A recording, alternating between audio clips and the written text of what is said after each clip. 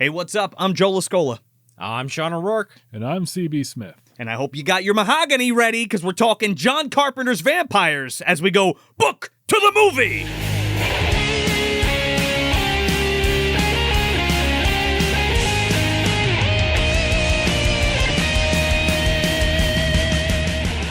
So how about it, fellas? What do you got? What do you got? You got cherry wood, teak? What you got over there? I definitely got some oak over here. You got some? Wow, I got a red wood. What about you? Ooh, Sequoia? I'm a nice, simple pine kind of guy. Okay. Yeah. All right. Hopefully the viewers at home aren't having a little teak. That's what I'm saying. Yeah, well, pine can be soft, but it can also be hard, too. Yes. You know, so it's right in the middle. I like to think of it as very plain and strong, and it's really good. It's reliable. I'm a very reliable wood. It's got a nice fresh scent to it, too. Yeah. It's got that Home Depot finish. So we're here. Our infamous episode that we covered, John Carpenter's Vampires. Definitely one of the more infamous ones, starring James Woods and Daniel Baldwin. MDU alumni, Daniel Baldwin and James Woods. And Laura Palmer. And Laura Palmer is in it. We are talking about the novel today with CB, Vampire Dollar Sign. Yeah. By John Steakley, is that correct?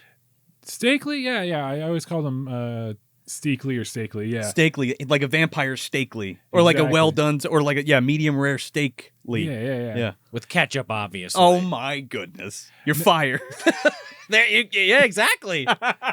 Now, the book title, Vampire Dollar Sign, is a little bit of a journey. So it started with this title here, and then it was retitled as Vampires for the movie, and then it was brought back as Vampire Dollar Sign. So it's had a bit of a journey lately. So it goes from Vampire Dollar Sign to John Carpenter's Vampires. Yep. Then what? They re-released this and then did Vampires without the dollar sign? Yep. And then went back to the old dollar sign. Yep. Can you please, I think the first thing we should do on this episode is please explain to us why the S in the Vampires book is a dollar sign. Yeah. So We had our own theory on the episode. Oh, wait, no, I want to hear the theory then. Oh, they thought it was going to do gangbusters, right? Something along those lines. I don't know. Go back and listen to the Vampires episode. Yeah. I mean, it was successful enough for it to be turned into a movie. Yeah. Yeah. So it's, how do I explain this? All right. So Vampire Dollar Sign is the name of the fictional company in the book. So in the movie, the gist of this show that we do here, Book to the Movie, is I have not seen the movie. Yes. This is one of those rare opportunities where not only did I watch this movie, but I also did an episode talking about this before you guys did, way back on my channel. Which you should check out. Yes. CB Smith. Show's called Taking a Page. See, I got these plugs down. There you go. Yeah. It was one of your first episodes. It was the second one. Wow. Yeah. Throwing it all the way back. Oh, my God. It's so not good. It's so not good. Like we're telling you to Don't watch. say that. It is good. Go check it out. Yeah. In the book, there's a company called Vampire Dollar Sign. Do they say that? Like, I work for Vampire Dollar Sign. Well, they just call it Vampire Incorporated. Oh, now it's Vampire Dollar Sign Inc. Yep. Gotcha. Yep. That's it. How the company works. With a v. Exactly. How the company works is such a very confusing thing because John Steakley he didn't really explain it that well in the movie. Son of a bitch, you steak and fuck. In the movie, it's basically they are agents of the Catholic Church, right? Yeah. Yeah, more or less. It's like a gang Okay. of vampire hunters. That's what it is. I guess, yeah, they definitely are not. They're supposed to be an organization, but they definitely act more like a motorcycle gang. 100%. And that's the cool part for me. Sure. Yeah. See, that's very similar to the book and how they act. But from what I understand, it's a private company. They charge exuberant amount of money when they go and clear out vampires in a town. So that's how they bought all that cocaine and hookers and shit. Well, of course. In the hotel, yeah. Right. They don't like cocaine, but they do love them hookers and Yeah, alcohol. and alcohol. And alcohol and booze, yeah. We're going to talk about it's very. Get some of that Scorpio cocaine from Henry Kingi? Maybe. Come and get it! The Scorpio is ready! So, from what I gathered, my own personal headcanon of the book is that Sure. the company's main source as like a consumer base is the Catholic Church. They are their biggest customer, but at the same time, they supply Vampire Incorporated with their own personal priest and also resources. I mean, who has the most resources than the Catholic Church? Am I right? Right, yeah. That is true. So it's like Van Helsing, kind of. Yeah, a little bit. If Van Helsing also like had a side hustle of be like, yeah, I'll destroy these monsters for a fee. I think that's what he does. That's what Van Helsing does. Yeah. Oh, I'm talking about Hugh Jackman Van Helsing. Yeah, that's what I was talking about. Oh, okay. okay. Yeah. Make sure we're on the same page. Okay, yeah. Not Abram Van Helsing. Oh, wow, Guys, let's be honest. There's only one Van Helsing, and it's Wolverine, okay? Oh, that's... Wow. There is that too. Like this Bram Stoker guy wrote some guy, whatever. Like, oh, no. It's definitely not Anthony Hopkins, a drunk Anthony Hopkins. No. Or Mel Brooks, I guess. Dead and Loving It, of course. I was always partial to the Van Helsing from Dracula 3000. Oh, my goodness. Is that the Coolio one, or is that 2000? Oh, that's the Coolio, It's the baby. Coolio one. Okay. And it is the Coolioist. We're gonna have to... We're gonna have to check that one out because Coolio is also hanging out with Daniel Baldwin. Right, from this film. There's a through line that we may not talk too much about in this episode, but it's there. It's there. So I like to first introduce, we talked about Steakley. I would like to talk about him for a little bit. He wrote several short stories. He's only ever wrote 2 full-length novels. I have them right here. First one was Armor, was the first one that was published. It was, to be nice, it is a Starship Troopers ripoff. I was... Oh, Did you man. just read my mind? Are you a vampire? I looked at it. I was like, huh, that looks like fucking Starship Troopers ripoff. Let's rip off the thing that's already satirizing a genre. Well, right over Steakley's head, I guess. well, that's the thing, though. This was made before the movie came out. Okay, which Yeah. is very different from the book, from what I understand. He was Verhoeven a big fan of kicked the it up. book, and the book was taken very, very seriously by the author. And then Steakley read it, and he's like, "Yeah, I really like when they were killing all the bugs, but what's with all these chapters where they sit around a classroom and talk about philosophy and leadership and stuff? That's stupid. I want them to be shooting more bug monsters," which. That's fine. That's fine. Yeah. I got a quarter of the way through the book. I had to stop because, like, you know how, like, you write what you know? Yeah. Steakley, he decided to write a military sci-fi epic when he clearly never had that experience. And you can very much tell in the text where it's like, you have a scout who acts like a standard infantryman, and it just doesn't vibe. But one thing I kind of liked about Steakley was that he really, really, really loved the name Jack Crow. Because I thought that was a Carpenter thing, man. Straight up. No, yeah, that's a good point. That is a Jack. Dude, it sounds like a Carpenter thing. No, that was a very Steakley staple, starting back in Armor, where he has 2 characters named Jack Crow. There's Two characters? There's 3 Jack Crows all together? I don't know, man. That's some John Hurt shit if I ever heard it. So in the author's note of Vampire $, you'll see Every time it's funny. I don't know why. it is a funny title. I think because like we're meant to say just vampires, but no, we gotta say $. Because there's a fucking dollar sign right there. Am I crazy? No. To be honest, the vibe is perfect to have that down there. That's like Texas Blood Money, Dust Till Dawn 2 or some shit. Oh, it is very Texas. Yeah. This book, you guys have no idea how man. Texas this book is. Okay. So I want to point out this author's note because it is very funny, where John Steakley says in Vampire $, this Felix, another character, is no other Felix. This Jack Crow is no other Jack Crow. He wanted the excuse of being like, listen, I just really, really like the names, you guys. So I'm going to put it in every novel. I only have 5 different names I can use in my book, so I got to use Jack Crow multiple times or else I'm going to run out of names quicker. Well, it depends which book takes off because I want to use the same name because I love it so much. Is he related to him? Is he not? Read the book. I don't. So he was in the works of making the 3rd novel. Unfortunately, he did pass away in like 2002. Oh, R.I.P. Mr. Steakley.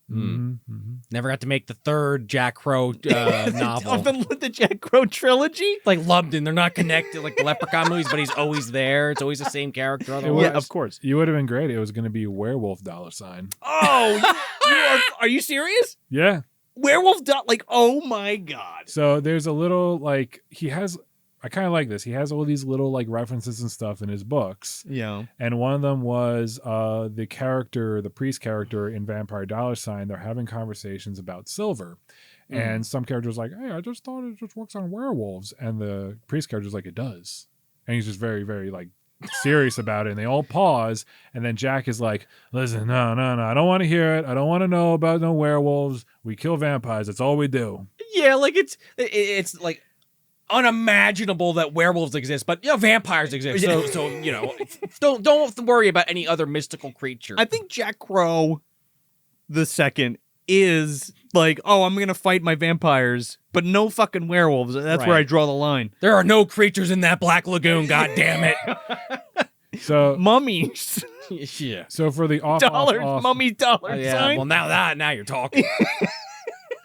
So on the off chance that someone's watching this and has not seen John Carpenter's Vampires, can you describe to me how Jack Crow looks in the movie? I know it's James Woods, but James Woods looks like a badass, dude. He looks like a biker. He has like a leather jacket. He's got his fucking cool circular sunglasses. He's got a fucking stake crossbow. Yeah. His cowboy boots. He's smoking cigarettes. He's punching people in the face. He's got like, it's not a Desert Eagle, but it's like a handgun of that caliber. Oh, it's like a 50 cal fucking handgun. Yeah. And he's stabbing the shit out of vampires like ruthlessly. It's great. so he looks like a big old badass. Yeah. James Woods, he's like, what is he, like 5 foot? He's a little guy. Yeah, he sells it though. He sells it. 100%. I think he does. Yeah. I'm sold on him as a character in the movie. But in the book, he's described as like over 6 feet tall, big, muscular, tight leather clothes and stuff, leather jacket, sunglasses, everything that James Woods is wearing. So like Arnold, basically. Brian Bosworth just popped into my head. From Stone Cold. And now I want to see him fight vampires. In my head, I'm seeing Steven Seagal at like the peak of his career, but just about to start to teeter. That to me is Jack Crow in the book. Oh, man. Okay. Yeah. If that makes any sense. Do you want to fight some vampires? He's kicking a vampire's head off or something. I got quotes I need you to read in that voice. Oh, okay. Everything. Steakley, I may have not liked Armor. Someone else may like it if they want their like very nice mindless action. Similar with Vampire $. It is very earnest. Yes. In its dudeness, if that makes sense. Huh, okay. Vampire $. Is a story of dudes being dudes. Very macho. Yes. The movie's very macho as well. Oh, incredibly macho. And homoerotic and also homophobic at the same time. Yes. There is one character who makes he does make a gay vampire joke. But it's kind of James Woods does. So, There's goes on about their clothes and all few, kinds of. But then he's like talking. He's asking the priest if he's got a heart on. Huh? You get a little mahogany from that, a little ebony? Come on, tell the truth. I do remember the movie being very much like, did you get a little mahogany when I beat you up there? Well, right. Yeah. Well, that's the gag. Yeah. So like they don't do that. It's very much like a bro camaraderie thing going on. Okay. But it's also a little sensitive. Steakley's a little sensitive guy. Okay. They cry. They mourn. And then they do what dudes do when they cry and mourn. They get revenge on vampires. I mean, makes sense. So I'm gonna just guess. I mean, correct me if I'm wrong on this. That the overall plot line, let's say, is similar based on like from what you recall from the movie. It's James Woods and his vampire hunters go out after this master vampire. Who also work for the church. They go after Jan Valak. Right. That's the main vampire. The original vampire. He's like the Dracula of the story. Things go to shit. Most of them get killed, and then it's kind of down to James Woods, Jack Crow, and a handful of other characters, and a prostitute who gets bit. Yes. And they're basically going after Valak, and there's a big confrontation at the end. I mean, more happens, but that's the big story beats. Yeah, he gets fucked over by the church. The church isn't letting him in on the thing, and Valak's trying to get like this black cross that will allow vampires to walk in the sunlight and take over the world, basically. Right. So I will tell you what the movie lifts from the book. Nothing. No, Jack Crow. It's not, This is not a Valentine situation. That's what I'm saying. I'm from what I understand about it, maybe not everything, but there are beats that are consistent. Okay. So I will say the vibe of it being like a Western, horror Western, is very much ingrained in the book as well. But the only things like story beat wise would be the beginning in the farmhouse where they start dragging them out and burn them in the sun. It's a really cool scene, by the way. Is mostly in the book. Then you have the hotel massacre, mostly in the book, a little bit different. Then you have the jailhouse with the elevator. That was in the book as well. And that's about it. Oh, okay. Really? Well, Okay. more than some of these other novelizations. I mean, those are some pretty big scenes, like in the movie itself. I feel like John Carpenter, he read the book and was like, I really like these set pieces. Yeah. And was like, but I'm just going to do my own thing. Sure. On top of, I do know that the movie had like a budget issue. Like it got cut Oh, man. immensely. Yeah, It we got- talk about that in our episode. Yeah, it got cut up, and it just was like rushed Mhm. during the filming, and like apparently they were on a. Or I don't know if it's true, but we joked that like they were on a bunch of cocaine, and they were just like, fuck it, we're just gonna shoot this shit all out of order and fuck it up. Well, I know, especially after rewatching it, towards the end there's definitely like a montage scene where there should just be a bunch of vampires getting killed because I guess they ran out of money. I don't. Yes. Yeah. Oh, yeah. It's like cut down. Even the Yeah. unrated cut, there's like stuff. Oh, it yeah. Feels, I mean, there are cool kills in this, don't get me wrong, but towards the end, it's like, we're out of money. We need to just wrap it the fuck up. It feels choppy Yeah. because of that. Yeah. It's still a fun movie to watch. But Oh, yeah. yeah. And there's a lot of good set pieces, especially in that beginning. Yeah. I was gonna say, like, which is kind of the point of this show, is there's definitely things that happen in this film that, like, I feel like there was an intention to them, but there's just not enough like explanation. And we'll get to some of that stuff, I think, but there's like things that happen in this movie, like, I'm sure there was a purpose behind it, but why the fuck did James Woods just hide 8 heads in a duffel bag in the fucking desert? Well, he didn't. Well, he cut their heads off because they were all bit. They would have came back as vampires. On a base level, what I'm saying, stuff like that, you're just supposed to like pick up on context clues, and I feel like a lot of that's just like, well, if I read the book, I might know what the hell's happening, but if not, it doesn't ruin the movie. To be fair, James Woods does do the rundown of how to kill a vampire. True. So if they were going to make this like a faithful adaptation of the book, which you guys talked about, like the point of movie dumpster is like you look at all the good stuff that's in these movies that may have not like gotten the recognition that they either deserved or under recognized. Vampire Dollar Sign is very much that. Like it is probably the most movie dumpsterous book that I've ever covered for this show for you guys. Really? Okay. Yeah, because you do see the earnestness in it. This is definitely a book that the author is literally giving it his all for good and for bad. And there's a lot of slow parts in here, and there's a lot of things going on in it. If you did try to cram it all into a movie, you're looking at a really, really high budget and a lot of like confusion, like how the hell does the company work? Because it's never explained in the book. Is the Pope a client or is he their boss? We don't know, and we never find out. So the one thing that the movie does do and sort of clear up with that is like, I don't need to know what the actual motive is for the church for them to be killing vampires. However, they do kind of implant it where they are trying to keep Jan Valak from like getting this cross. They're trying to hide this thing and keep it hidden. But I think the Cardinal is in on it at the end, and he's like, "Fuck it, I lost my faith, and here's the Black Cross, and you're dead, Jack Crow, and eternal darkness is coming." Yeah, and they also definitely have some like offhanded comments, like peppered throughout the film, like, "Oh yeah, the European group got taken out. FYI, here's some photos." Oh yeah, oops. How did they know where they were? Yeah, well, right. And come to find out it's the fucking Cardinal. But yeah. So in terms of like the Master Vampire, we do not have Vladik, and we have it's like a slow burn of a reveal on who the bad guy is. So we'll talk about that later. Oh, okay. Okay. So it does not revolve around a black cross that lets vampires walk in the sunlight. No. Okay. It's very much a personal revenge type thing. Oh, okay. That's kind of interesting. There's a line I remember James Wood saying, being like, "Do you guys know like this Vladik guy knows my name?"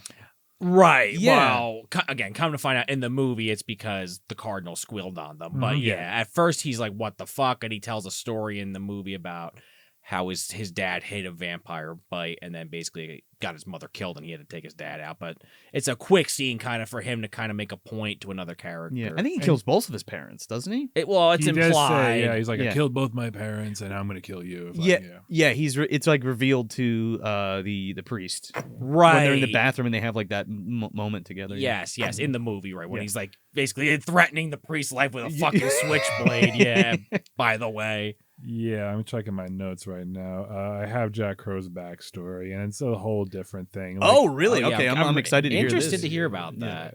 Now, how is that told? Is that through like flashbacks, or is it just kind of revealed throughout the book? Like, is it told piecemeal Right. by him to other people? So, how do I explain this? His backstory is hinted at throughout. Okay.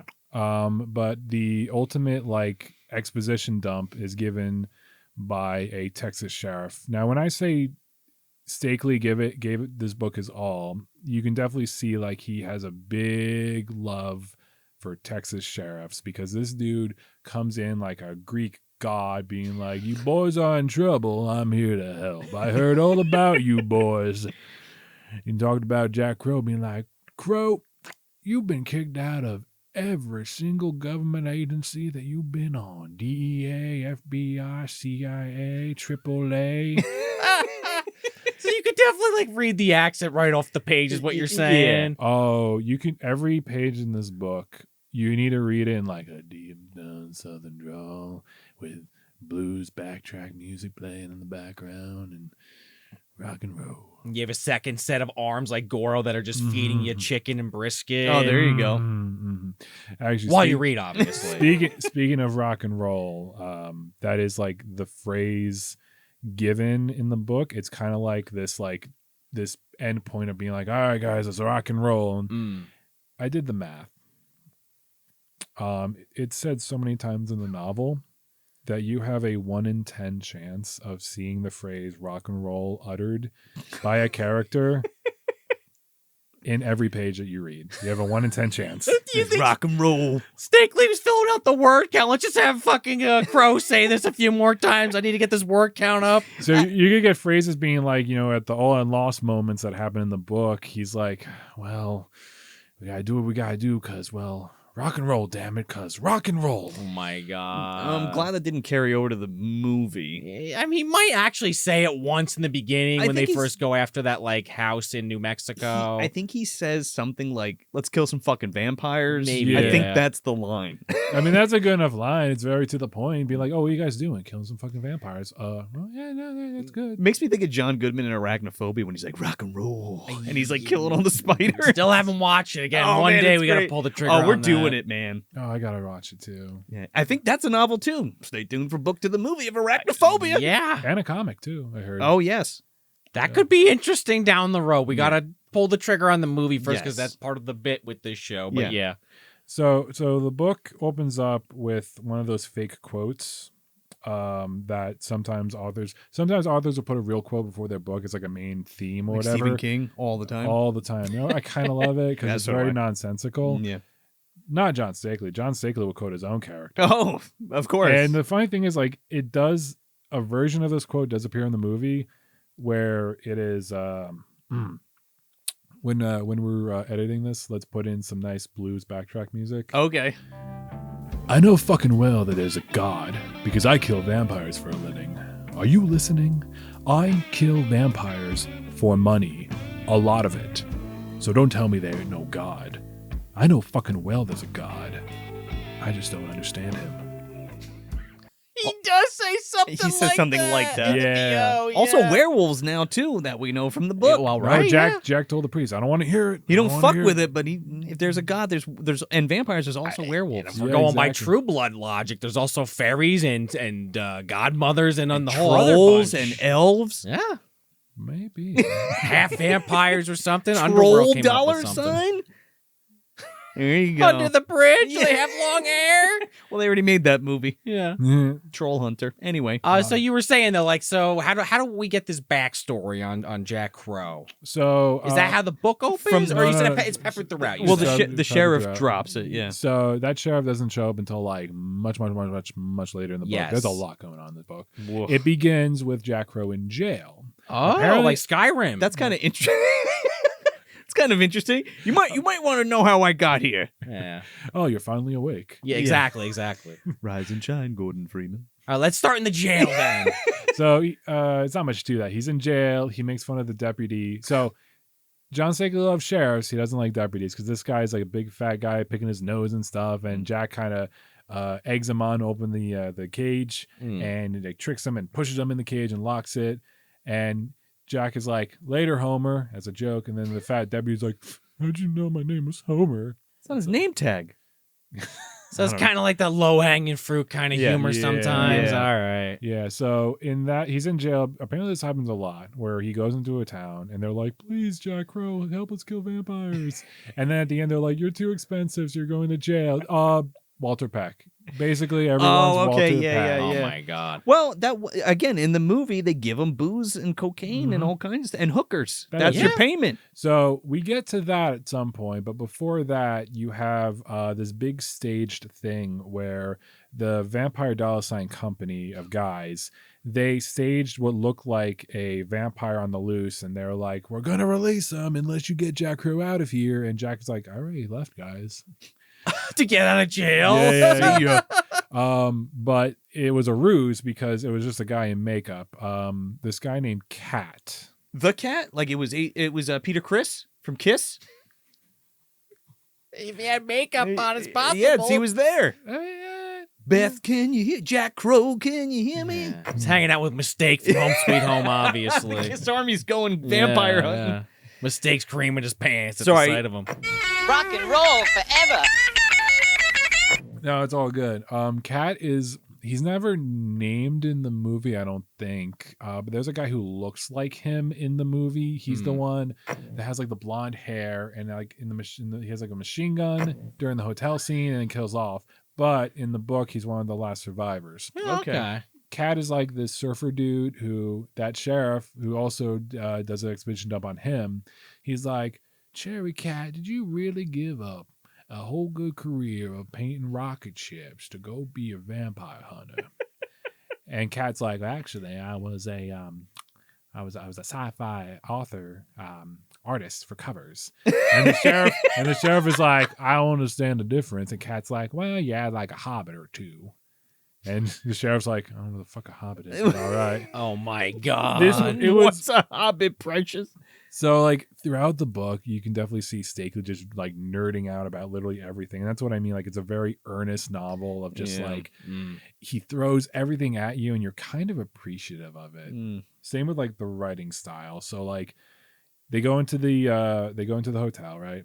And there are scenes where the sheriff of this town comes in and is like, you guys need booze? It's a dry county on Sundays, so we're gonna just break into the liquor store Hook it up. and just steal all the fine, whatever. In the movie, he's like, yeah, we could just knock it over. I don't even care anymore. Rob the Exactly. fucking thing. Yeah. And then it was like, we're gonna hire all the hookers in the area. And so like the big suspense part is like everyone's trying to figure out like, where are all the whores? That's what's used in the book. I'm sorry. Sure. I would use Working ladies. ladies of the evening, escorts, The night callers, yeah, hard working women. Exactly. Yeah. for sure. So You have to be if you're fucking. Who's that guy that's in everything? The long hair who opens the door and gets fucking split in half. Oh, Mark Boone Jr. Mark Boone Jr. Oh, yeah, exactly. Rats off to you, ladies. Yeah. Don't go anywhere. I got beer in the other room. Yeah, he doesn't do too good in this. No, he don't. No, but he came back as a motorcycle rider for the Anarchy Sons. Wow, Put right. himself back together with a fucking Band-Aid. He was ready to go. John Hurt just taped him back together. Come here, Boone. We're sticking you back together. Staple you to this motorcycle. You're You're going to fucking Cali. He's gonna give him an extra thumb too, like in the movie. Yeah, Exactly. I need a new Frankenstein monster. Yeah. How many penises do you have on your thigh? So More than he signed up for. Two. oh my god. So they're all partying in the hotel, right? And they're trying to figure out where are all the hookers at because they're drunk off their butts right now. Right. And Steakley, his writing style, the best I can kind of describe it is like he'll have like this long setup and then a punchline. It sounds like your drunk uncle telling a story that happened to him like years ago. So I got a quote here about what was happening in this hotel that everyone was at. It's a little long, but bear with me here. He, Sheriff Ortega, had been trying to call for 2 hours to see what the holdup was for booze and whores. Again, this is a word in the book. But for the life of him, he couldn't get the son of a bitch to work. He couldn't even get a goddamn dial tone. This, in turn, made David Dio awfully guilty. Dio, a member of the Pike crew, Jack's crew. Ronnie James Dio, yeah. Yeah. Had been responsible for tearing the phone out the wall the first time hours earlier. Now, a veteran of 3 years' duty on the destroyer Hepburn, which is a ship, and therefore a man of breeding and culture, he had spent hours connecting the wires using his very best Navy knot. But for some reason, the phone still wouldn't work. He pulled the wire out, and he's trying to tie it together as a knot. So, a half dozen of them got down on all fours to examine the situation. All agreed the knot was a thing of beauty, and that the phone should, by God, phone. The real problem, of course, was that each of them had drunk enough to kill a steer. But this did not occur to anyone. Somebody suggested using the phone in the next room. This was Kat's turn to be helpful. "Oh, got it," he screeched. He rose, reeled with laughter, and ricocheted into the adjoining bedroom, ripped out that phone, and brought it into to be retied. Oops. This one didn't work either. It was the phone company that everyone agreed. The phone company was fucked. Okay, that's actually kind of funny, but what is the point of that whole aside? That is the most long-winded fucking joke. I mean, have you ever had a drunk uncle tell you a story and just goes off on a big old tangent? Yeah, that's what it's like. Yeah, That's the whole vibe. Yeah. Meanwhile, there's a vampire stalking him outside, and they're fucking around with a phone line. Daniel Baldwin was telling that story Yeah. after his bottle of tequila. Yeah. throughout Tony the Montoya, by the way. who's only a movie character. Okay. I don't speak Spanish, but I do at the end of the movie. Yeah. So the master vampire shows up at the hotel, and it's just a whole bunch of bedlam and massacres, and everyone's fighting off. The priest does not have a shotgun like the movie. Instead, holds a cross up to the forehead of the vampire. Now, I know in the movie crosses don't work and garlic doesn't work. He'll throw you over a barrel, chocolate line. Oh, he'll yeah. fuck you right up the old hole there. Right. Yeah, The yeah. James Wood one-liner. Yeah. Yeah, so in this one, no, crosses do work. Sunlight works. We learn later that silver works. It was a silver cross. Oh, And it double really, whammy. It really burned, it really fucked up this vampire's forehead. Oh, like Evil Ed in Mhm. Fright Night. Oh, yeah. So during the escape, someone shoots a bullet into the forehead of that vampire. So throughout the whole book, he's going to have like this headband around his head that like keeps oozing like a clear liquid that's supposed to be his blood. So he's named Scar, obviously, right? Oh, no. It's a great name. Alien versus Predator. No fans here? I hate that fucking movie, by the way. Oh, the Slave Ride of Friendship. No. No? It wasn't the best joke in the world. Let's move on. They become buddies. All right, so at the end, it is Kat and Jack Crow who escape. Everyone else gets killed off. Let me stop you there. Mhm. So you said Jan Valak isn't even in this book? He's just called Master Vampire. No, he has a name, and I want to reveal it a little bit later. Okay. We're going to get his backstory. But this is the Master Vampire fucking all these people up in this hotel. Yes. Okay. Just Yes, wanted it to is- confirm. And he does go like, Jack Crow. Oh, he does the crow. Okay. Yeah. Crow! I Yeah. guess Carpenter was just like, fuck Cat. I don't like this character enough. I'm making Baldwin this other thing, this deviation on this character. Yeah, make him Tony Montoya, whatever, because I liked Scarface. I so. still can't believe he's called that, which is still like doubly hilarious because he plays Baldwin's also in that movie In Pursuit we covered, where he's like also Mexican, which again I don't know why Baldwin keeps being Mexican in movies. That's where he got the inspiration from. He's like, hey, I was in this movie In Pursuit, and I was Mexican in it. even though in that movie he's like self-hating Mexican again, even though he's a white man who has zero anyway. You know, to be fair, It's bizarre. I was at my job one time, and one of the newer guys came up to me and called me a Cubano, which was like, whoa, all right. Clearly. I mean, when I first saw you, I said, I'd peg him as a Cuban, yeah. Oh, yeah. White Spanish, obviously. White Spanish. Oh yeah. So Sorry, I just had to get that Baldwin shit out of the way. Yeah. Oh, of course. No, Baldwin's. You got to He's Baldwin. integral to the plot. Oh, absolutely.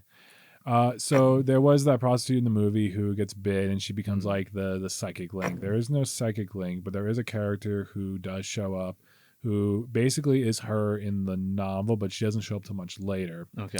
So after the massacre, we cut to the Vatican, where Jack Crow, he is drunk and belligerent. He is like, he's injured, got like a bandage on. But he's in Rome. He's talking to the How the Pope. fuck did he get there?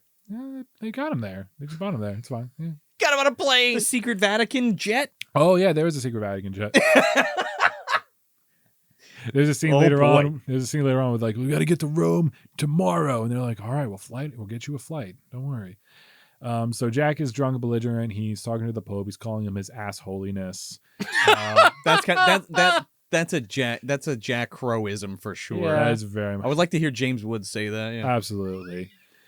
And the Pope, you fucking ass holiness. the Yeah. Pope is like just like fine with it. He's like, let him do this. He's hurt. And then like wine gets spilled on the Pope, and there's like a big moment of like a pause where it's like, oh no, the Pope got wine in him. And then Jack is having a very like big emotional breakdown. He's wearing white, so it's very hard to get out. So he starts throwing wine at the Pope, being like, take it, all the blood that you set us for. And he starts crying at like, this is what I mean. Like, so it's very manly, but they're also like very sensitive. It's very drama queen-esque. Mhm. Yeah. So like there's a scene where the Pope is like, he's holding Jack Crow's crying over the death of everyone. He's like, I'm so sorry, I have to send you back out there. It's very pro-Catholic, this book. And it's My son, you must kill the big V. Or whatever. vagina. As he genuflects at the altar. Yeah, exactly. He doesn't really get a new crew. He gets a new priest, which is Father Adam. Now, Adam in the book is like big, muscular, whatever. I know he's like the nerd character. in the Father movie. Adam is also a jack to shit. Like Oh, yeah. beefcake. Steakley's like everyone's a fucking linebacker Yes. in my book.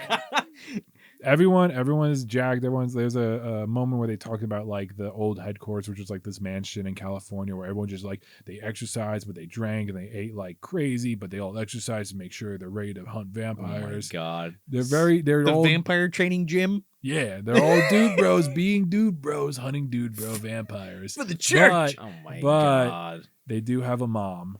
Her name's Annabelle. Annabelle is No relation to the nun, right? No. Okay. The nun inside the doll, the killer doll. Oh, that's what. Oh, I didn't see. I don't that. think that's how it actually works, No. but go check out our Annabelle commentary track on Patreon, $5 and up.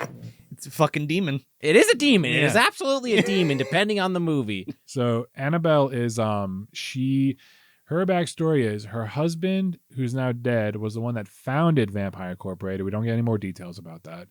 And she's mom to all of them here. She kept calling all the guys, my boys. Can't believe you're all dead. It's my fault somehow. And constantly talk about how like, oh, she's very, very ladylike, but she can also drink them all under the table because she's awesome. Yeah. Okay. And I love the fact that the book is dedicated to his mom. You It's think, like- you think Oh, Steakley's mom absolutely. was this character? I think Steakley's mom has got it going on. It's Yeah. a self-insert of his mother. I- My mom is that cool. She's a badass. She drinks whiskey, but she's also a church woman. Don't forget. Oh, absolutely. Yeah. And like everyone's like, she's like, there's moments where like people like bicker and stuff, and she's like, now boys, gotta behave yourselves. And it's like, you never know how old this woman is. I assume 40s or 50s, but like she kind of talks like everyone talks like they're mid 20s, but I consistently think of them as a lot older. There's another character who like I honestly am thinking like shoot, what's his name? The one with the mustache who sounds like a dad who ate another dad. Sam Elliott. That's Oh, it. Sam Elliott. Sam Okay. Elliott would be Sam Elliott's the fucking sheriff in this book. No, Giving you the he's gonna exposition. be the gunman. There's a Okay. gunman character. He's gonna show up. I pictured Annabelle as Large Marge in a habit with a fucking flannel shirt on. So the penguin from Blues Brothers? I mean, maybe. No, Annabelle's too ladylike. She always wears a skirt. Oh, okay. Oh, well, okay. But even when she's falling, she has it down. She's always good. She always presents herself perfectly. She's got those biking shorts underneath. Mhm. I'm ready to go at a moment's notice. Yeah. rips him off, and then she can kick some vampire ass. That would have been great. No, ladies aren't allowed to hunt vampires. Oh, okay. Yeah, they have to stay in the kitchen where they belong. You are absolutely 100% right. Probably what it is. I'm kidding, but they that's can't make probably- babies if they get killed by the vampires. This is also true. So yeah, there is a moment where literally they are off cooking while everyone else does training. Oh Hey, boy, it's like that dystopian bullshit, right? Yeah. Mm, I mean, in this book, like in the movie, they talk about how, well, vampires, yeah, they exist, but no one really knows about them. And they even have like kind of a joke about that in the hotel scene. mhm. In the book, is it like that, or are they more well known that they exist? No one knows that vampires Okay. exist. So- That's why, like, people, like, when they go and kill vampires, it's a town that figured out what was happening. It's always happening in small towns because that's how they keep their numbers down. And then they neuralize them when they leave, right? Like Well, the they're Men in probably Black. all killed by that Yeah. point. The way honestly. Steakley kind of puts it is that, like, because the town's police force, mayor, and everyone are so embarrassed that they had to ask for help that they just don't ever bring it up. I thought they just didn't want to be crazy and be like, yeah, there's no vampires here. Well, that too. That too. So what is the reason? Like, did the church always know about vampires? Mhm. And they've been fighting them for what? 400 years. 400 years. I was about to bring that up. So in the movie, Well, how have they not been eradicated already? they keep their numbers down and they're just good at hiding. And speaking of the 400 years thing, in the movie, everyone has guns, right? I mean, Is yeah, it they like Blade? yeah, they they definitely have, have like, a couple stake guns? spears and shit like that. But generally speaking, they're using guns or crossbows. So in the book, it is strictly 100% pikes and crossbows, and the crossbows are described as shooting arrows the size of baseball bats. Everything's very in large and in charge. Yep. Whoa. Yes. I mean, it's definitely not as big as a baseball bat, but they're pretty big arrows. But 99% of the time when he shoots an arrow in the movie, it's attached to that wench that they use with the Jeep. That's my favorite. That's some of my favorite parts when they pull No, them dude, out yeah. on the the fucking wench thing. is in Yeah. the book. That's And he definitely puts all their the skulls on the But front of the car. Yeah, well, that part's great. But speaking of Van Helsing, it's not like that where Van Helsing's literally doing like a fucking like crossbow firing, stakes basically. you Yeah, know? well, fire the stakes, but doesn't Van Helsing also have like a reel on one of his? I know it's like a crossbows? machine gun crossbow. Yeah, That's what I'm yeah. picturing The when you chain say gun that, crossbow? yeah. No, it's just the one crossbow, and that is what was picked up for the movie. Was in the book, it was they pike them, they shoot them with a crossbow, and they pull them out of the house, and then they demolish the house so that there'll be less shadows for the vampires to hide in, and they just start picking them off one by one. That has always been the thing, apparently, for 400 years until just now. Now they think, hey, we've never tried silver or guns For 400 years. for 400 years So guns work against vampires in the book. with silver bullets. They find Oh, out. that makes sense. So kind of like Underworld, although I want to say Underworld had also. I mean, I haven't watched it in like 15 years, but it's like they had silver, but I want to say they had like UV bullets or some bullshit. Yeah, Underworld had UV bullets. That Yeah. shit was Yeah. rad. Also, Hellboy had the silver and garlic Mhm. ones, and I think Blade did too. So 'Cause I definitely I silver. feel like that bullets. is more of a thing you will read, and if you like look into any of that mythology, but most people don't really. I feel like it's less commonly known. Yeah. Well, again, I think we talked about it before, but like Something that we talked about going it. way back, like vampires and werewolves were not the same entity, Yeah. but almost the same It, kind it of entity. might have So actually for been a in our. for a college paper, I did this big thing about Bram Stoker and Dracula and Vlad the Impaler, and I used that as a means to talk about my episode on Dracula. Check that out. See, I'm good at plugging. Yes. There you Yeah. go. So essentially, Bram Stoker found a couple books about mythology that happens in East Europe, and it's a bunch of different things for different creatures. Like Strigoi are different than vampires, but they basically have been morphed together through the time. And the whole hairy palms on Dracula in both the movie and the book, that was originally a werewolf thing. Bram just kind of looked at all this together and was like, I'm going to do my own thing. Fuck it. So the idea of like, oh, the mythology says this or that, it's like the mythology has been interchangeable for the last like 300 years. Yeah. In part because of Bram Stoker's popularity with Dracula, because people see that book and was like, well, let's do that. And then other people bring that on top of that, on top of that. Yeah. So vampire mythology is essentially whatever the fuck you guys want. Well, Gotcha. yeah. Going back to guns, it was Jack Crow who's like, wait a minute. Do the vampires hide underground in the book? They never bring that up, no. Okay, yeah, because you know how they hide underground, like literally in the dirt. I believe something along the lines of like, some of them they go in coffins if they want to feel like, weird and about that, but most of them would be just beds. There's a scene with them just in beds. Yeah, because in the movie that is a huge plot point. That's how they kind of miss Valak in the first like opening scenes because he's like outside by a tree and is like sand or dirt or whatever. Like so he's like away from the nest, but like some of the more powerful vampires like in the movie that he like calls upon are like in the dirt. Right. Yeah. So that's not in the book. It's a movie thing, and it's honestly a really cool scene. It is cool. Out of the dirt. Yeah.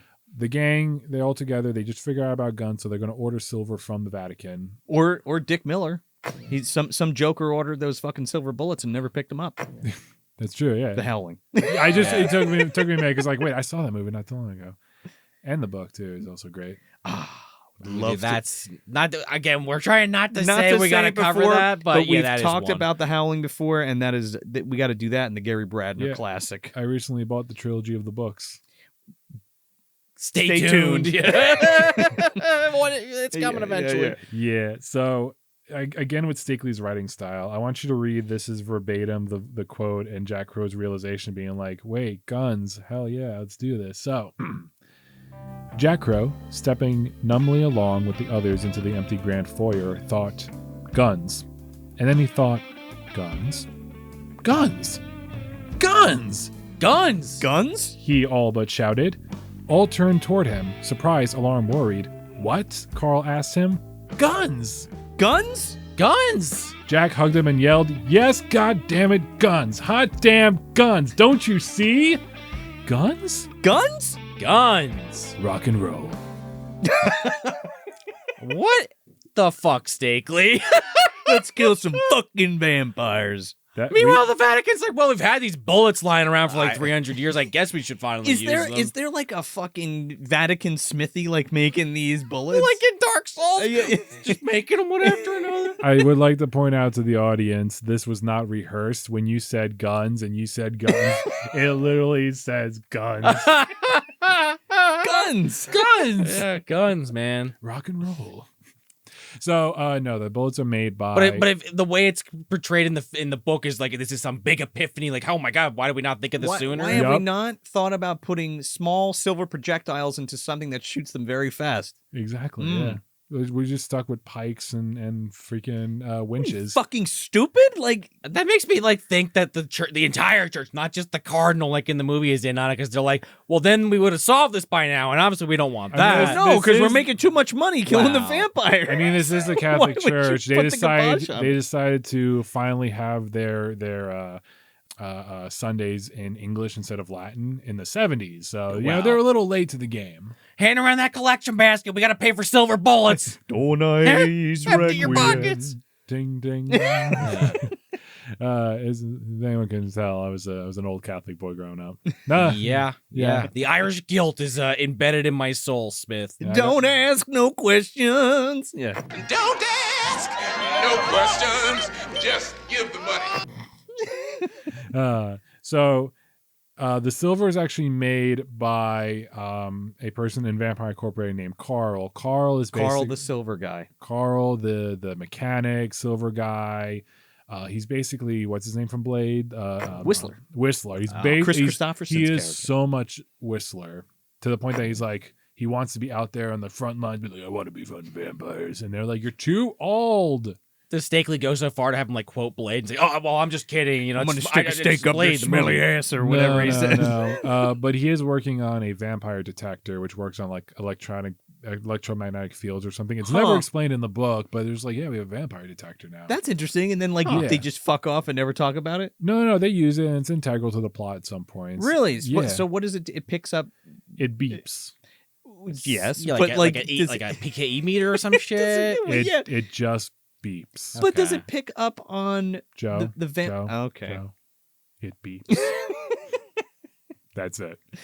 Egon Spengler had it figured out, dude. He gives you the whole rundown. Yeah, no, he's no Egon. No. There's no time for Egon because now we are in Texas at the new headquarters of Vampire Incorporated, and we have a character named DeVette. DeVette comes to the gang as a reporter trying to get the story on vampires. Mm-hmm.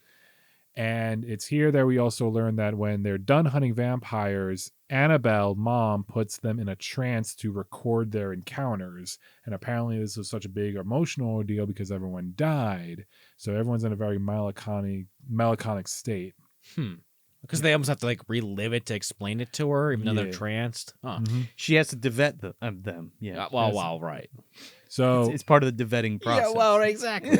So Devet decides to tag along with them, and they get a call for a vampire sighting that's like very, very public. You have what's called ghouls. Okay. Yeah.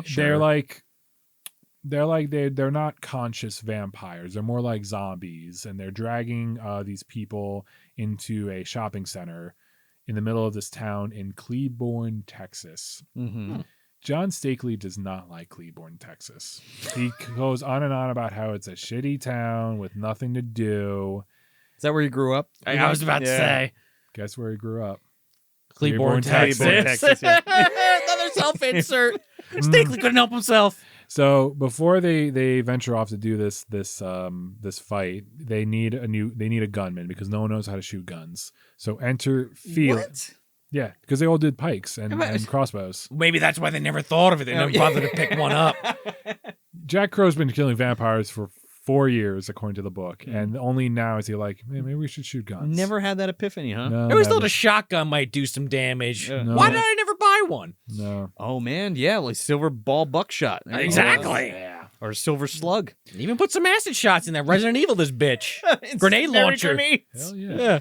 So they Fucking blunderbuss full Yeah, of like silver jewelry.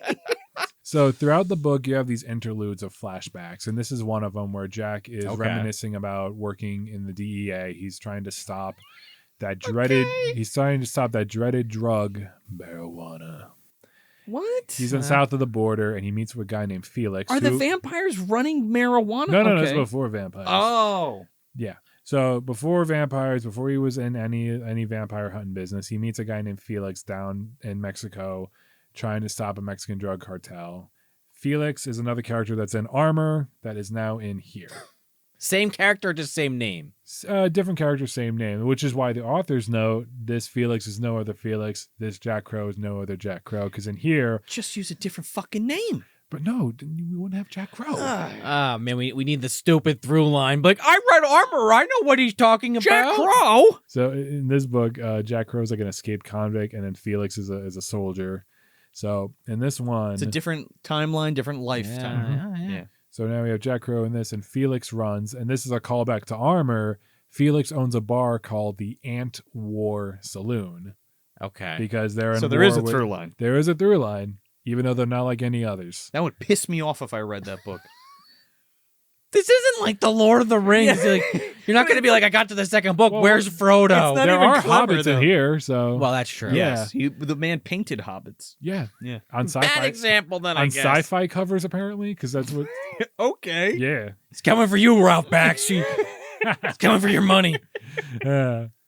So they get Felix, and Felix is he's that reluctant gunman that you see in the very like the tropes of westerns. Yeah. And he's not in it at first, but then he does it at first, and then He shoots with his hand. Yeah. He's like, he's very much. He has that like, I don't want to go back and do shooting again. Oh, God. I'm not in that line of business anymore. Talk about Lord of the Rings is like the Strider stereotype. yeah. I don't want to lead the people of Rohan anymore, and Gondor doesn't have a king. And I'm not going to put that sword back together. I just want to date my elf princess. Yeah. I'm going to let those ghosts just hang out in that crypt for the next fucking century. Fuck Let them sit there and waste away. So Felix is my Sam Elliott in my head, but he's described as like Okay. being like 20, 30 years old. And again, it's like, no, he just need has that old soul like vibe to him. He's like, you need like a grizzled 50 or something. Right. What'd you say? It's like Assy McGee, man. The voice. That's what he talked like. Doesn't Ashley McGee talk like this? So No. the what the fuck audiobook is- the I audiobook think it's for someone else. Vampire $, I don't know who the voice actor was, but he does. I feel bad for his vocal cords because he does that almost the entire Oh way my through. God. And South Park, by the way, that's what that's from. The Oh. ass face people. That's what they talk like this. Just So, like Sam Elliott, apparently. So Felix is it took me a while. I read this book about 4 times in my life so far, so I finally cracked the code. Vampire $, is the story of a reluctant gunman realizing his true potential is hunting vampires. And his entire journey is throughout the book. where at first he's like, I can't do this, Jack Crow. I cannot do this. And Jack Crow, he drives him off in the middle of nowhere to do like this weird samurai mind mentality thing where he's like, Felix, you're going to die today. Yeah, you're going to die. You're going to get, you're going to mess up and people are going to die because of you. And that's what I do every time I go on these trips to kill vampires. I just tell myself I'm going to die. And Felix at first is like, what the fuck? What kind of fucked up pep talk is this? This is Are a we gonna pep talk. They're like eating mushrooms out there, peyote or something, right? They're Oh going my God. walkabout or something out there. I don't- Beavis and Butthead or something? I don't think they do any drugs besides drinking. Hmm. This is Oh, that's Steakley- right. Yeah. Yeah. It's a very They're not quite straight edge. yes. But Well, that's the thing. The is, good like, book doesn't say anything about not drinking. true. Yeah, like they met down in Mexico to stop marijuana, not heroin, not Oh, right, you said cocaine, that. but pot. And it's like, it's so 90s. You can keep it. So Felix, at first, he's like very, very hesitant in this shopping plaza that these ghouls are in, but eventually, he gets his cool back and he starts firing off the silver bullets, which don't actually kill the vampires, but they hurt them. And so they're kind of like, there's a scene where they shoot him with the pike, the crossbow, and instead of pulling it in the winch, it ran off inside. And when they pulled it out, it came off as dust. So according to the book, the only thing that can kill a vampire is a stake to the heart long enough for them to disintegrate. Before that, they thought it was just sunlight, that the stake was just used to hold them in. No cutting off the heads. No. But No. a stake will work, but they just didn't realize they had to wait a minute. Yeah, because they would always like rip it out or whatever. You gotta Sure, hold. You gotta sure. hold it down and let that stake action work. It's like letting cement, settle. You gotta let it settle first. Let that Steakley magic happen. Yeah. So everyone in the company, vampire company, is very suspicious about the mayor, who's acting very kind of aloof about everything. Be like, oh yeah, we have like a little vampire problem, God. even though it's like, no, they were dragging people in public into this, and it was a bloodbath, and cops were killing everything. It was really Heads bad. are getting ripped off. He's like, nothing to see here. Yeah. I totally didn't make a deal with the main bad guy. She apparently is like hypnotized. Vampires can hypnotize. All right. Yeah, the master vampire. She's become the familiar. Yeah. They have like this big situation where like we got to blow up the shopping center that they're in, and then they find out that the 3 master vampires. Oh, there's okay. They're in the jail cell. Now the cover story is that they can't throw people in jail because the mayor says there are AIDS victims in the jail cell. God. Okay. The book's 90s, and they're like, we don't want them to get contaminated with their spit or whatever, which is like it's the 90s. It's a hill to die on, Steakley, Okay. but okay. Yeah, he Because they has. said they were like infected with some kind of other disease. In the movie, they're just like, let's just cut down on extras. Like, the town's deserted because everyone's just fucking either dead or they got turned into a vampire. Oh, they got wiped out. Yeah. Yeah, in the book, it's not deserted. It's a fully functioning town. And the hill to die on, like Steakley does go into like. Oh boy. The book's not really political except for a couple moments where he goes on a strange Jimmy Carter rant. In the book that was published in 1996. He's really upset about that potato farm. He doesn't like how he's been making houses the last 20 years. Oh boy. God Yeah. forbid. They go to the jail cell and they find like everyone there has been like both bitten and hypnotized, and they're all familiars. They're called, I think, the Taken or something. Okay. And they have like no blood in them at all. And once they barge into the jail cell, like jailhouse, like they're just like, they're downstairs and I want to leave. Oh, wow. Yeah. So With no blood in them and hypnotized. yeah. Yeah, because the scene, the way that this kind of operates in the film is just like, because again, they're totally different, but it's like James Wood and Daniel Baldwin are kind of the last 2 left, and the priest, and It's a ruse, basically, and they go to recover the cross. right, they go to get the cross, and it's already taken, but they're at this like jail area. Basically, it's the final confrontation, Yeah. and it's like Baldwin's been bit, but he's not saying anything, so there's all this tension. Plus, Yeah. like going and in the movie, there's like 7 masters, and we don't even really see the ones that were bitten until the end. There's 3 of them. There's 3 or 4 Well, of there's them. 7, and they they wear kill the 3. They do black kill 3 jacket. Oh, okay. They thing. kill 3. Yeah. Yeah. in So- the movie yeah. at least. So they know that the master vampires are down in the jail cell, like the cell area in the Right. basement. And they know this, like the camera, they don't show reflection. I know in the movie they do, but in the book, it's like a shimmer, right? So they have to devise a way to get them out into the sunlight. So this is what they had planned. They bought a fish tank from the pet store, and they went to the local butcher and was like, "We need pig's blood." And the butcher was like, "I think y'all are Satanists, so I'm going to charge you extra." But I'm still going to give it to you. And then take your greenbacks. they made friends with like one cop, because everyone else was very skeptic except for the one cop. He was a cool guy. And so he's like, "I'll take you the keys to the evidence room, and we're going to get all the drugs. And these are all the..." Let's see if I could find it. It was 190 hits of LSD, 2.5 ounces of pure cocaine, 4 ounces of PCP, 3 grams of raw heroin, and 7 ounces of meth. And then they also buy a bunch of animal poison. So the gist was this, where they They were going to take all the drugs, spill the... No, they And were going to poison ingest all the drugs, throw the blood all over the jail, and then wait for him to come out. Yeah, just trip like a motherfucker where you die. They're going to grab the vampire and just pull him out because Yeah. they're fucking crazy and hopped up on meth and LSD. That would have been good. Cocaine. No, Steakley doesn't go with that. He doesn't rock and roll like that. Then I'm he's not a I'm true rock guessing- and roller. I'm guessing what really happens is they make a cocktail in this aquarium. Mm-hmm. And what? They drop it down the elevator, and one of the vampires like comes in and just like engorges on it, and then she's all like, it Oh my hurts. god! And That's then- actually kind of great. And then they bring it up the elevator, and there's a big fight scene because it's a master vampire. They're really, really, really tough. But Right. eventually they do get her out into the sunlight and kill her, and they're like, all right, the aquarium's broken. All of our equipment's kind of busted already, and there's still 2 more down there. What are we gonna do? We just wasted 10 G's on drugs and equipment. That killed was it. one, That though. was the plan. Get her. And this is that sheriff I talked about. He comes in, he's like, I Hmm. think I could help, boys. You got a Text from problem?" fucking Robot Jocks Oh walks boy. in. Oh yeah, maybe. So he authorized them to destroy the jail with explosives. And that's when the big master vamp. Oh, I know. I gotta back up a bit. Okay.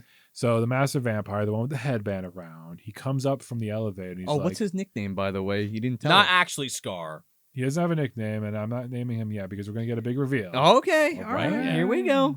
Be patient. So, no, because he comes out, he swaggers in, he's like, "Do you think you can defeat me, a god? What, are you a god? Yeah. Then die." He takes Felix's gun and like crushes it. He's like, That's kind of "Poor-" cool. He's like, "Poor little toy," whatever. Like he's very like big swaggering, whatever. Huh. And then they have a little fight, and then he backs away back in the elevator. So then it comes the allowance to demolish the jail cell, and that's when he comes out. He's like, "Roar!" And then Jack Crow is like, "Farewell, little god," and shoots him.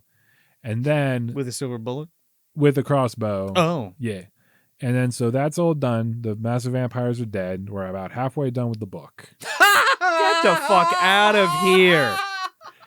I'm like, that's the end of the movie. I'm like, yeah, okay, then we're almost to the end here. No. Get the fuck out So- of here. So I told you there's a bunch of interludes. One of them now is with Devette, because she wasn't. All right, vet. So Felix has like a moment where he's like, "It's never gonna stop. All the vampires are gonna come after us, and we're all gonna die." We killed but they killed the masters. They killed a master. Just one. They killed the 3 masters. They killed 3, and how many masters are there Hard to total? say. They're just everywhere. Vampires are everywhere. Oh, okay. It's a very much. Oh, I see what you mean. It's like a never-ending crusade. Oh, I'm sorry, I forgot to mention this. They dress up as crusaders.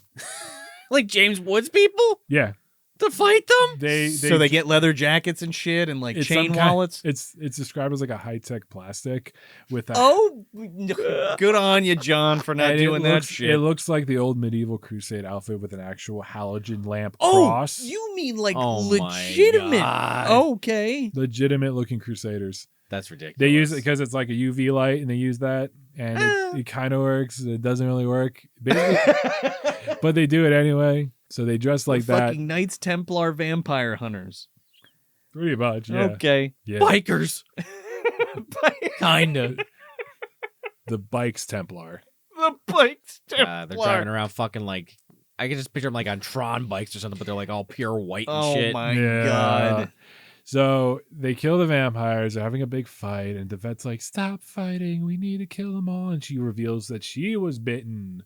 Oh, no. She has a psychic link, though. No, there's no psychic link. Okay. But she was hypnotized by them. We learned the big twist is that she was going to lure this master vampire that they just killed to them, but her hypnosis was broken because of rock and roll. Rock and roll will save your soul. That Skinner was played so high it Yeah. knocked her out of the trance. Not Skinner, Stevie Ray Vaughan. Oh, Yeah, I thought it was excuse gonna me. be. I thought it was gonna be Don McLean, but okay. So like literally, she like says like I was all hypnotized. I was walking up towards you to get you to lure you out. And then I heard, my pretty little sister.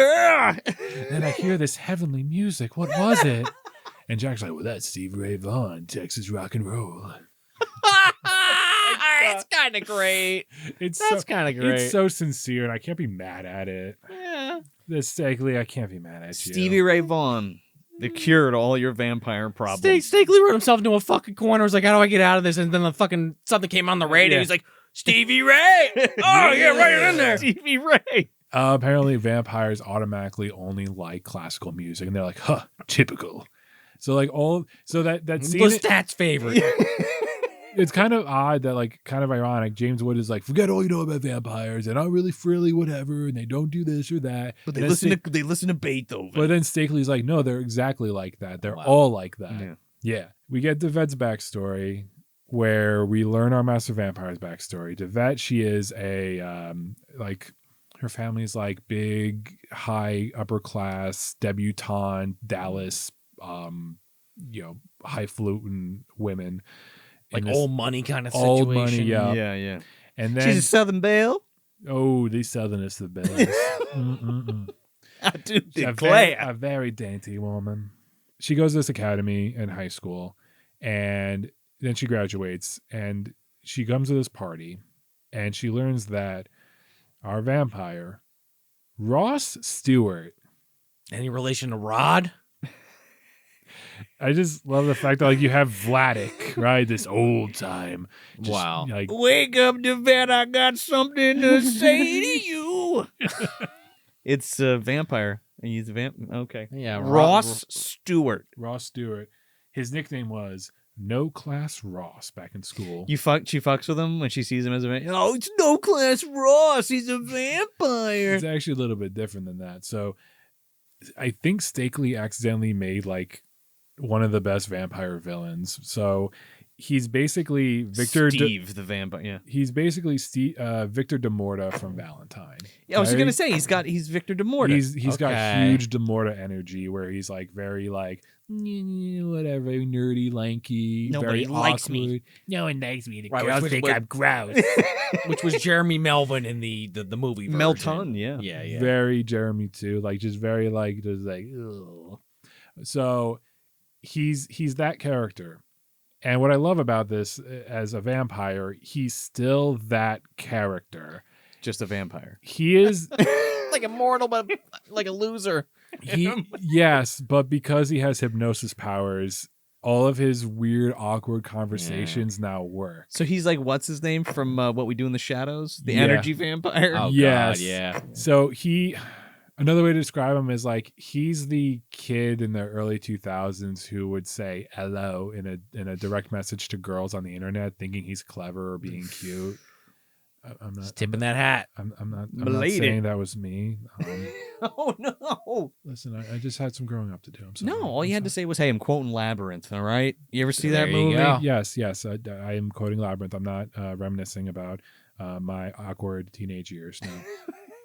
No, I meant that's what you were doing. Yeah. Yes. Exactly. Yes. I'm not reminiscing about my old childhood. I am No. not. No. I'm not. He's not. I'm not. Anyway, Ross Stewart. We were talking about Ross Stewart. So, Yeah. This scene's awkward. So Devette is chilling out. He is still our villain throughout the rest of the book. No, he died. Oh, he's dead. Yeah. So there's another master vampire. Yes. What it was. Through Devette's backstory, we learn like the real master vampire. Oh. The But- bait and switch. Yeah. So the way it's described, Devette has like this moment where like she's like just sitting there on her bench, whatever, and she's hearing someone talk about in the words that Steakley describes, really rude, off-color stuff about how women are either like ladies are whores and ladies want to be whores. And it's like very cringe, chab, like very cringe incel internet stuff, right? But because he's a vampire, everyone's like, oh my god, yes, please do tell. I think that's Steakley putting himself into the book as a vampire. Oh my god, another self-insert. Yeah. Oh, there. If you guys didn't think there was, You love being my whore, don't you? If you guys didn't think there was going to be a jock boyfriend of Devet, you'd be wrong. There is one. Oh my god, the jock boyfriend's the Yep. master Is blaster. his name John Steakley in the book? Oh, See it if I would can be. find his name. Or was it Jack Crow? It's Jack Crow the Fourth. Oh god, this is great. Okay, what would be a name you would give your standard jock character? Brad. Brad. Yeah, the Bradster, of course. Brad. Okay, I have Dale. Dale. But do you guys? Well, wanna that's know? maybe that's a Texas Brad. True. But his last name. Are you guys ready? Hey, Earnhardt? Boy Jock. Boy, Jock. He's a jock character. How am I gonna name? What am I gonna name him? Dale Boy Jock? Dale Boy Jock. Is that French? Dale Boy Jock. Apparently it's Polish, which I'm like bullshit.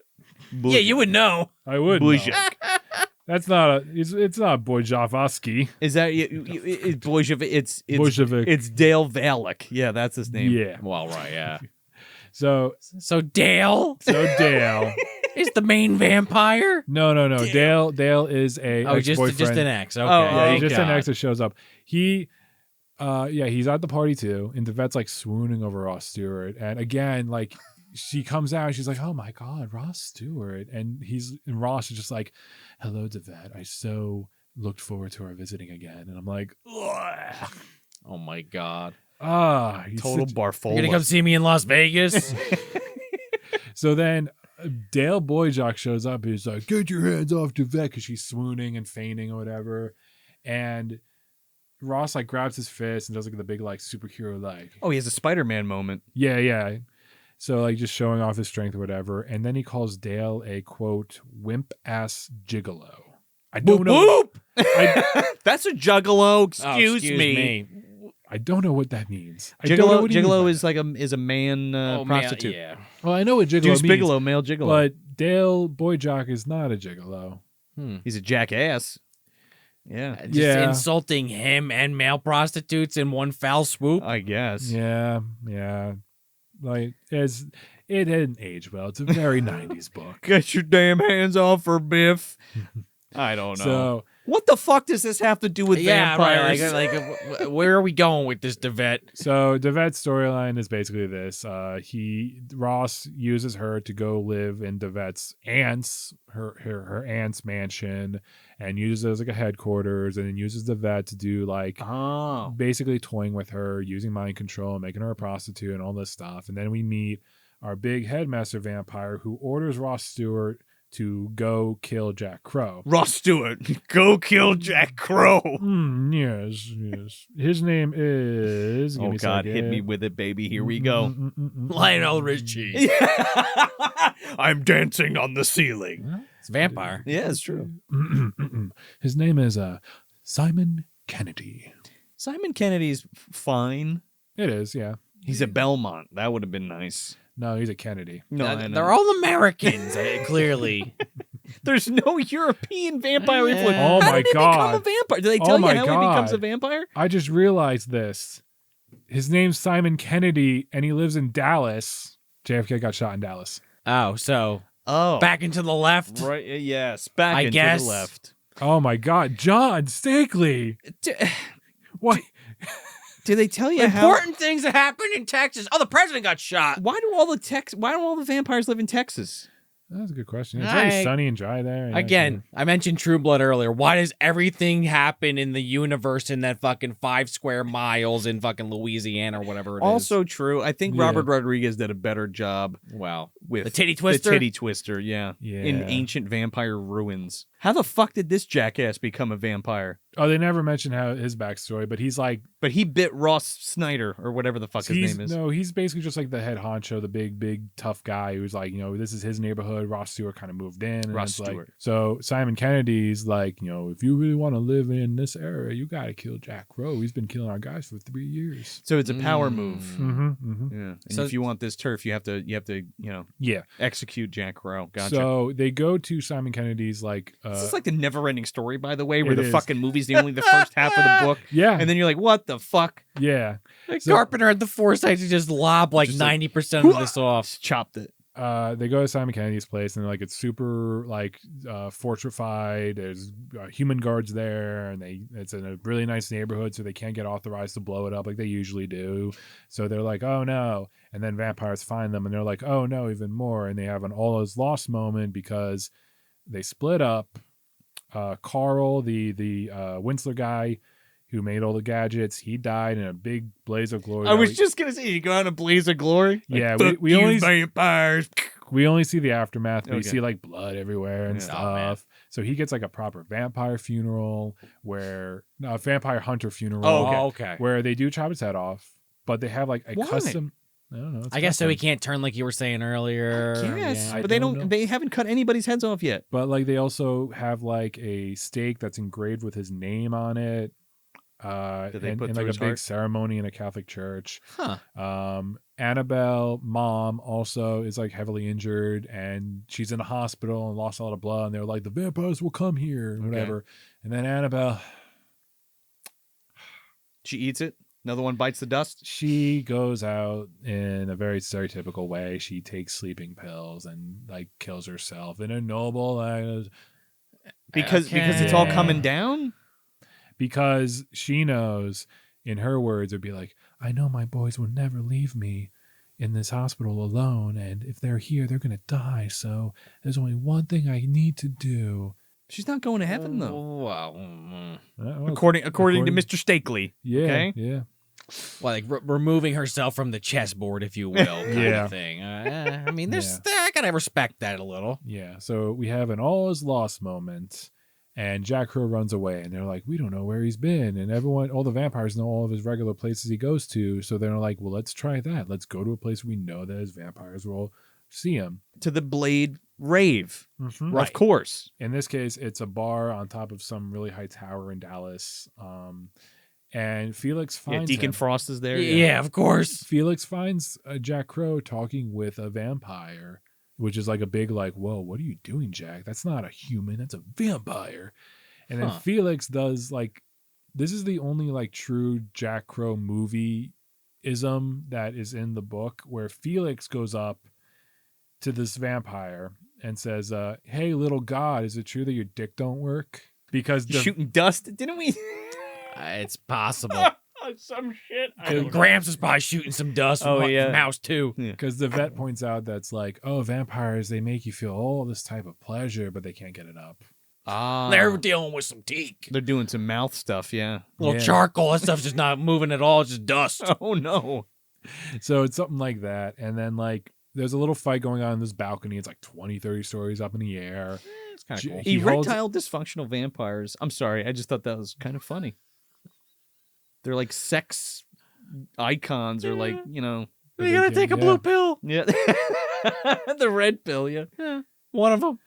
Yeah, maybe that's why their mouth game is on point. Yeah, I guess so. They need the blue chews. Yes, Yeah. blue. Oh yeah, he's wearing the fucking hat and everything. So there's a big old fight at the balcony, and the vampire holds on to Jack, and then Felix shoots him with the silver bullets, and then Crossbows gets shot as well, and then he's still not toppling over, and he like kind of is like teetering off the balcony in this big like climatic scene, and then Father Adam comes in and bull rushes him because in this one he's not a nerd, he's a big guy. Oh, right, yeah, yeah. that's right. Yeah. And so Jack Crow, Father Adam, and this master vampire, they tumble 30 stories down onto the concrete, and only Father Adam's body is found.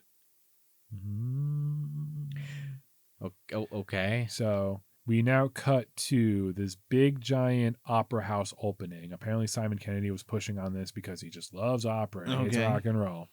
So Jesus Christ. Man. Just so we can be anti that part of the fucking vampire $sign also. There's also a jab at like public funding too, being like, oh, I can't believe so many people would spend so much public funds on this, but you know, it looks pretty, I guess. It's like, John. The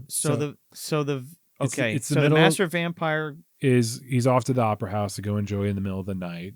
Not Jack Crow, but Felix and Cat are the last ones. Felix and Cat. Nobody's surviving a 30-story drop, by the way. Yeah. Well, he's a vampire. He is, but Jack Crow and Felix are not. Well, let's get this Felix, reveal. Felix didn't. No, it was Father Adam okay. that fell. Okay. Yeah, so Felix is Father alive. Adam, excuse me. Yeah, Felix is alive, Father Adam is not. The two of them dressed up as crusaders. That's like this. I don't think John has ever been to an opera before because Is this the climax? it's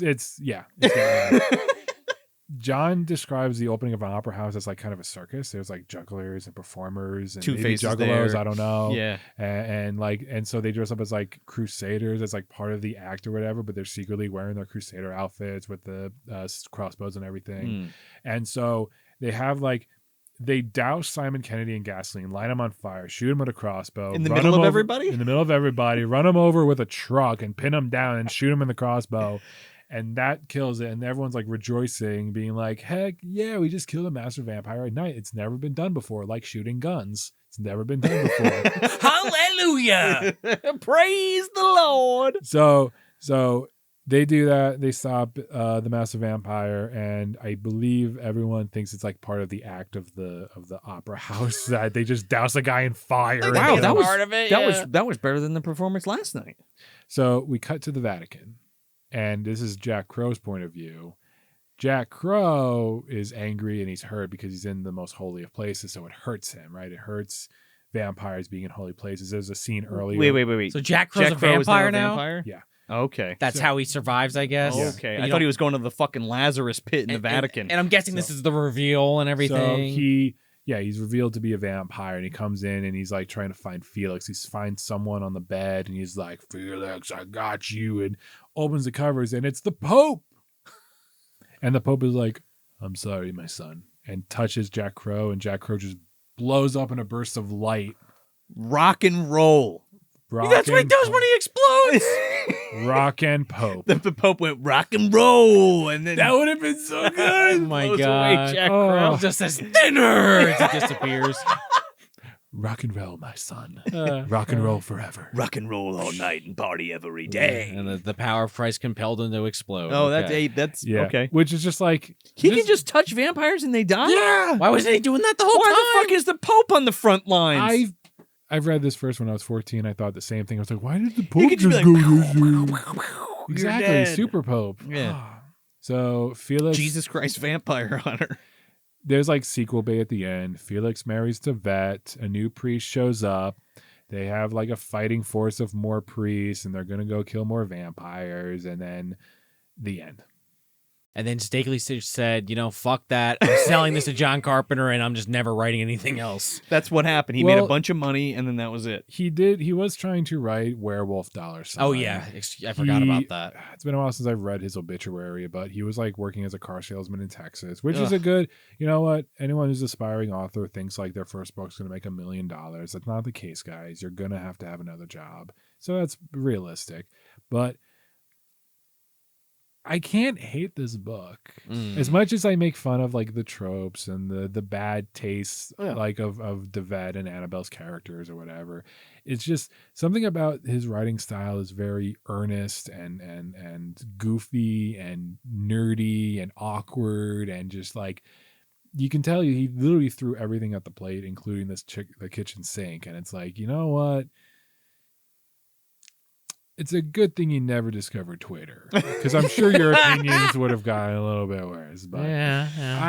I like to think of Steakley as just like this very like earnest nerd who just like he had this big idea of people being vampire hunters and be like, it's so badass, yeah, and just plastic it out.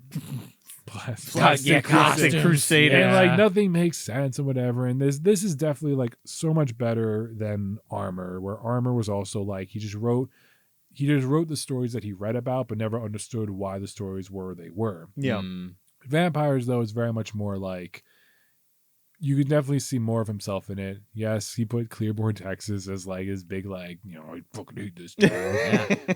And like everything's in Texas because he's from Texas. And it's like, you know what? Write what you know. Yeah. King made a career out of it with his alcoholic artist Sure. saving the world with psychic children thing. So why can't Steakley?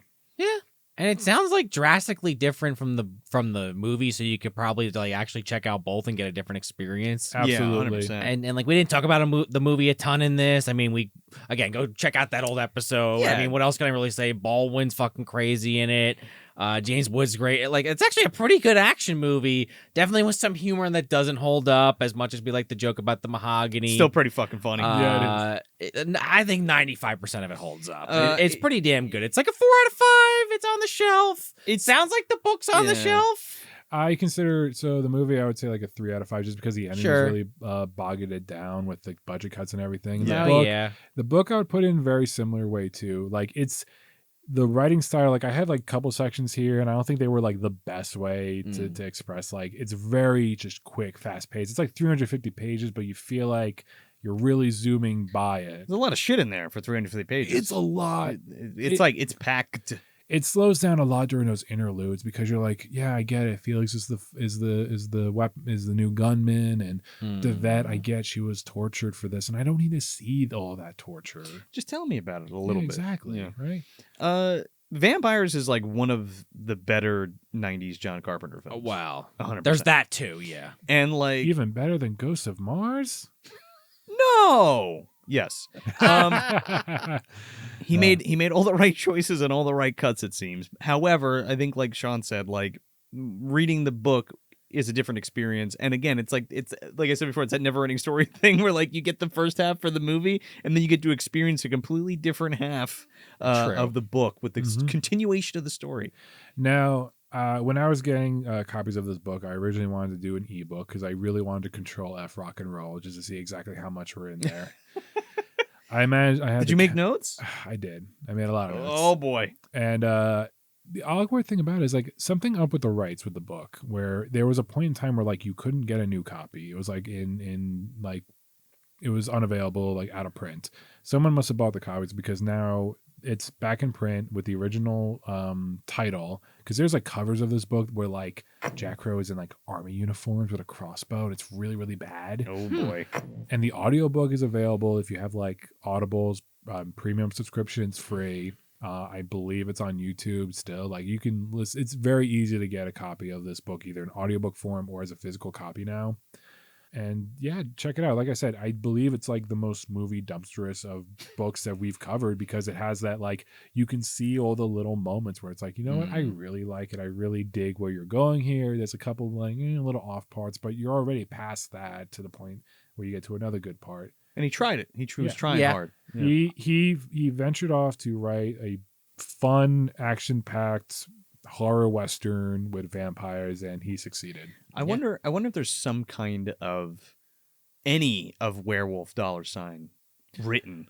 I heard somewhere that like he had a manuscript in the writing, so his family probably may still have some copy of it. So like it's a full book that's done. I don't know. Or at least possibly a portion of it, I guess. That would be interesting to either- find out if that exists somewhere. So partial manuscript, maybe notes. That's all I've gathered from him. I know one thing that's definitely not in there that, is an improvement from the movie, at least. You don't have Baldwin in there saying, "Don't fuck with me, honey." Oh, that's it. It's sorely missing. Don't fuck with me, honey.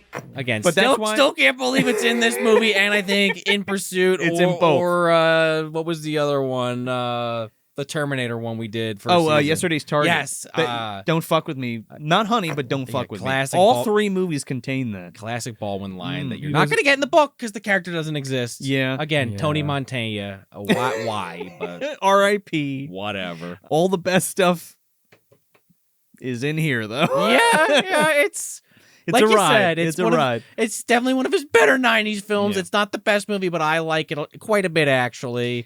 Yeah. And James Woods and Baldwin, weirdly enough, they elevate it because they're both kind of great in it. I love the fact that like my fiance was the one that picked this for movie night one night, and she does not love these type of movies. And I was like, babe, you know what you picked? She's like, yeah. And you know what? She enjoyed it as well, and she doesn't like these kind of movies. So it's like, if you want a recommendation, there you go. It's very much like a Western thriller with some horror elements in it. I read somewhere like Carpenter he always wanted to do a Western. He always wanted to do it, and he never got an opportunity. So when this opportunity came, he's like, you know what? This will be my Western. Yeah. And I think he succeeded pretty well. It's Vampires is a fun time. Sounds like the book is also a pretty good time as well. It is a fun time. It's a really quick read. And you said this is available? Yes. Still in print? Yep. And ebook and not ebook. Not ebook, but Audible. Yes. There's some kind of weird thing with the copyright. I think no one's ever made like an ebook contract with it. Weird. That's why. But they have an audiobook. That's strange. Yeah. It is odd. You could say it, but you can't put it in a PDF. And the audiobook, like if you're fine with someone talking like this all the time and deep gravels and needs a reread. What do you think? We need the James Woods We need version. James Woods to read Vampire $. Can we get that on Cameo from James Woods? You're like, hey, James Woods, how much would it cost To read 350 fucking pages. We sit there for a while. Yeah, it'll be like $3 million. Yeah. And you'll be like, let's make a fundraiser. Yeah. Kickstart? We should make a Kickstarter for James Woods to do an audio version of Vampire $. Make it happen, Dumpster Make it Dwellers, I happen. guess. Let's do it. That is Vampire $, guys. Fantastic. And again, CB, thanks for coming on again. Yes. Where can everybody find you and your content? Well, you could find me on YouTube. I have a show called Taking a Page where I talk about books and adaptations and history behind some things. There is a Vampire $, episode. It's one of my literal second episode I did. So it's very rough. But if you want more vampire content, I got in a really nice series on Dracula, both Universal and the Coppola version that's available. And if you want to support me financially, since I have such low subscribers, I do have a Patreon for $2. You get early access, updates on what's going on, and some little extras that pop in from time to time. Go check it out. Go right now, right when you're watching this. Go subscribe to Taking a Page. Go sign up for that Patreon. Show some love. I love you. Only if you subscribe. So that's it. That's John Carpenter's Vampires versus Vampire $. On Book to the Movie. And I'm Joel Escola. I'm Sean O'Rourke. And I'm CB Smith. We'll catch you next time.